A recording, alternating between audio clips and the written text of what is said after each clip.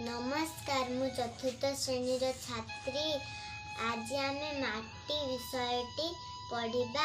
माटी नंदकिशोर सामल। ए माटी आमको कियबा देइनी देइछि खाद्य बास।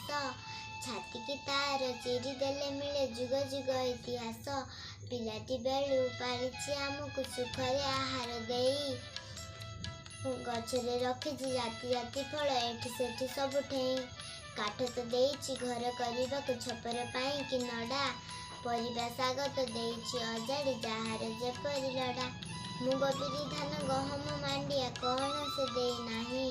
सबुज सुंदर रूपटी तार किए बा बुलुछि काहे।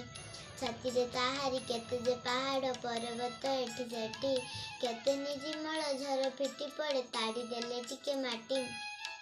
खनिय खादान केते जे केजानी माटी ताड़ी देले मिले।